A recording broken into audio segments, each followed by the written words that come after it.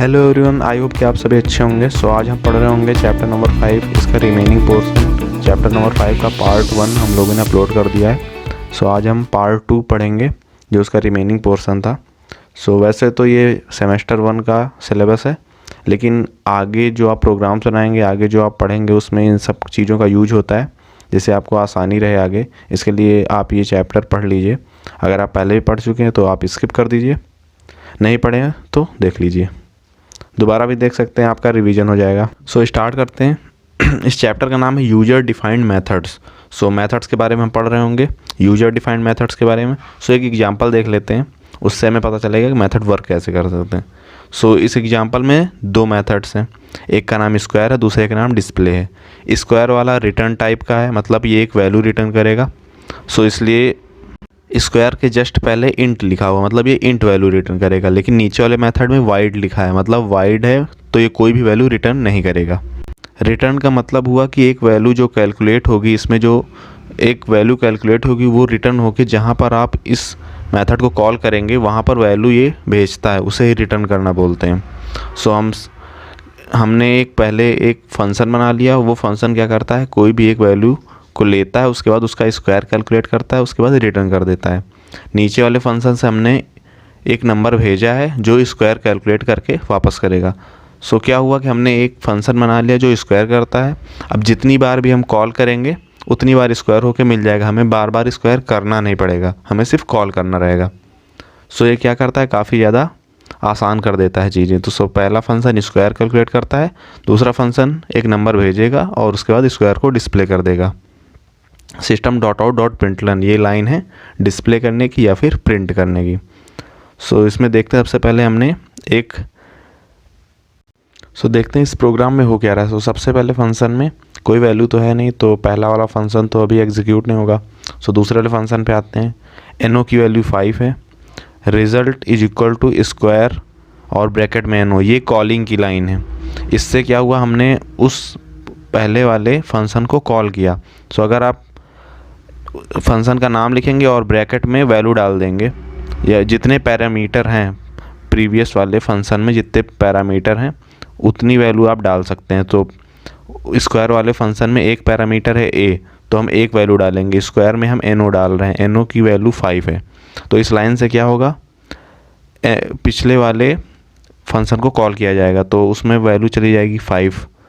उसमें क्या होगा, a इंटू a लाइन है, सेकेंड लाइन है उस फंक्शन में, उसमें 5 इंटू 5 कैलकुलेट होगा और स्क्वायर में 25 स्टोर हो जाएगा। और नेक्स्ट लाइन से रिटर्न एसक्यू, तो रिटर्न एसक्यू ये लाइन मिलते ही 25 रिटर्न हो जाएगा। रिजल्ट में जिस लाइन पे कॉल हुआ था उसी लाइन पे लौट के रिजल्ट आएगा, जिसमें रिजल्ट में वैल्यू पेस्ट हो जाएगी 25।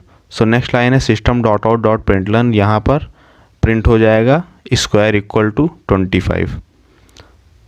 ये था बेसिक वर्किंग इस प्रोग्राम का, जिसमें हमने एक स्क्वायर कैलकुलेट किया फंक्शन को कॉल करके। इससे हमें समझ में आया कि फंक्शन कॉल कैसे करते हैं और कॉल होके वैल्यू कहाँ पर आती है। नेक्स्ट हमें समझना है एक्चुअल और फॉर्मल पैरामीटर में डिफरेंस क्या है। एक्चुअल पैरामीटर वो होता है जो मेथड इन्वोकेशन या फिर मेथड कॉलिंग की लाइन में होता है।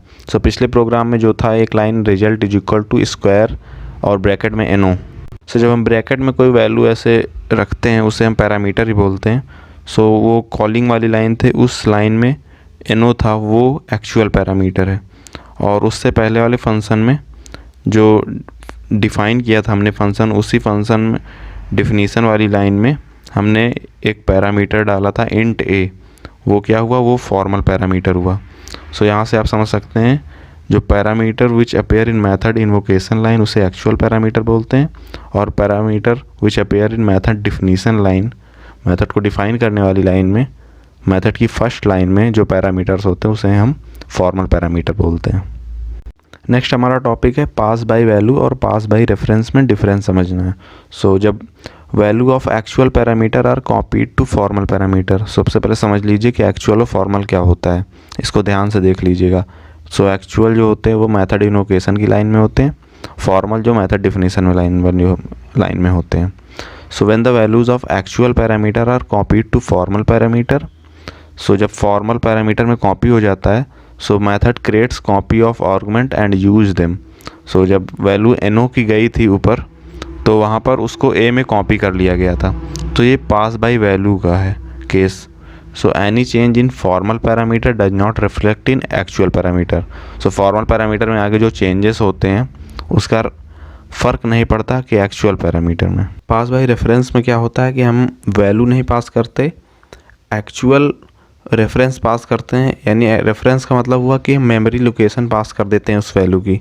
सो उसमें होता क्या है कि जब चेंजेस होते हैं तो एक्चुअल मेमोरी लोकेशन में भी चेंजेस हो जाते हैं। सो एक्चुअल पैरामीटर भी चेंज हो जाता है जब उसका उधर से रिटर्न होके जब आंसर आता है, तो एक्चुअल पैरामीटर भी चेंज हो चुका होता है। लेकिन पास बाई वैल्यू में क्या होता है कि NO की 5 वैल्यू थी, तो प्रोग्राम कंप्लीट होने के बाद भी NO में 5 ही है। लेकिन पास बाय रेफरेंस वाले में एक्चुअल पैरामीटर भी चेंज हो जाता है अगर रिटर्न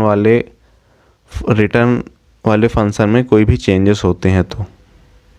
नेक्स्ट टॉपिक है हमारे प्योर इम्प्योर मेथड और स्टैटिक और नॉन स्टैटिक मेथड।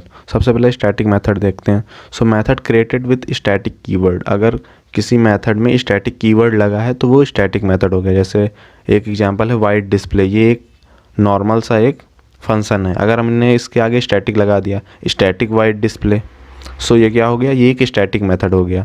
इसका मतलब क्या होता है कि अगर आप स्टैटिक मेथड को कॉल करेंगे, सो जब हम मेन फंक्शन में कॉल करते हैं, सो हमें ऑब्जेक्ट की हेल्प से कॉल करना होता है। लेकिन अगर आपका मेथड स्टैटिक है तो आपको ऑब्जेक्ट बनाने की ज़रूरत नहीं है। बिना ऑब्जेक्ट बनाए यानी बिना इंस्टेंस वेरिएबल बनाए आप उस फंक्शन को एक्सेस कर सकते हैं। लेकिन नॉन स्टैटिक मेथड में क्या होता है, नॉन स्टैटिक मेथड में कुछ नहीं लिखा होता। अगर स्टैटिक नहीं लिखा है किसी फंक्शन में तो वो नॉन स्टैटिक मेथड हुआ। और इसको अगर आपको एक्सेस करना है तो आपको ऑब्जेक्ट की हेल्प से इसको एक्सेस करना पड़ेगा। सो अब जो मेन फंक्शन में हम ऑब्जेक्ट बनाते हैं वो इसीलिए बनाते हैं, नॉन स्टैटिक मेथड के लिए बनाते हैं। अब ऑब्जेक्ट कैसे बनाते हैं ये एक डिफरेंट टॉपिक है। नेक्स्ट टॉपिक है हमारा प्योर मेथड और impure method. So pure method does not change original state of object and it always give same value when same arguments are passed. So मतलब कि अगर आपने एक बार सेम आर्गुमेंट पास किया तो सेम वैल्यू, फिर से अगर वही आर्गुमेंट पास किया तो सेम वैल्यू। सो ये एक प्योर मेथड के प्रॉपर्टीज़ हैं। लेकिन इम्प्योर मेथड थोड़ा सा डिफरेंट होता है। सो ये तो ओरिजिनल स्टेट ऑब्जेक्ट का चेंज कर देता है। और अगर एक बार कॉल किया, एक वैल्यू दी, एक बार कॉल किया तो एक आंसर आया रिटर्न होके। लेकिन आपने अगर दोबारा कॉल किया और सेम आर्गुमेंट्स डाले तो वैल्यू डिफरेंट हो जाती है। सो ये इम्प्योर मेथड की प्रॉपर्टीज़ हो गई। लास्ट टॉपिक है हमारा मेथड ओवरलोडिंग। सो मेथड ओवरलोडिंग क्या होता है कि हम एक क्लास के अंदर कई सारे मेथड्स बनाएंगे और सारे मेथड्स के नेम सेम होंगे। सो मेथड ओवरलोडिंग क्या हुआ, हमने मतलब ओवरलोड कर दिया, सारे मेथड्स के हमने सेम नेम बना दिए। तो अब इसमें डिफ्रेंशिएट कैसे करेगा कोई, तो उसके लिए इन्होंने एक कंडीशन है, ये कभी तभी होगा जब इन सारे मेथड्स में पैरामीटर्स डिफरेंट होंगे। यानी या तो उनके टाइप डिफरेंस हो या फिर नंबर ऑफ पैरामीटर डिफरेंट हो। जैसे आपने मान लो 3 फंक्शंस बनाए एरिया नाम से। सो पहले वाले फंक्शन में आपने 1 पैरामीटर डाल दिया, दूसरे वाले फंक्शन में 2 पैरामीटर डाल दिए, तीसरे वाले फंक्शन में 3 पैरामीटर डाल दिए। तो सारे पैरामीटर्स डिफरेंट हैं, तो इससे पता चल जाएगा कौन सा फंक्शन कौन सा है, मतलब थोड़ा सा डिफरेंस रहेगा। लेकिन आपने अगर सेम पैरामीटर कर दिए, 2 कर दिए तीनों में, तो वहाँ पर एरर हो जाएगा, गलत हो जाएगा प्रोग्राम। सो या तो आपके पैरामीटर्स के नंबर डिफरेंट हो, किसी में 1 किसी में 2 और 3, मतलब 2 के सेम ना हो, या फिर उन सब के डेटा टाइप्स डिफरेंट हो। मतलब अगर आपने 2 पैरामीटर दिए हैं तो एक में int a, int b कर दीजिए, दूसरे में आप int a, $b कर दीजिए, तो यहाँ पर भी डिफरेंस आ जाएगा।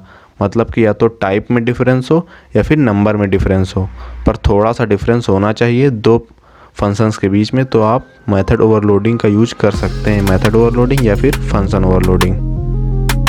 So this was all about the chapter. I hope कि आपको सारी चीज़ें समझ में आ गई होंगी। अगर आ गई हो तो वीडियो को लाइक कर दीजिएगा और बाय बाय।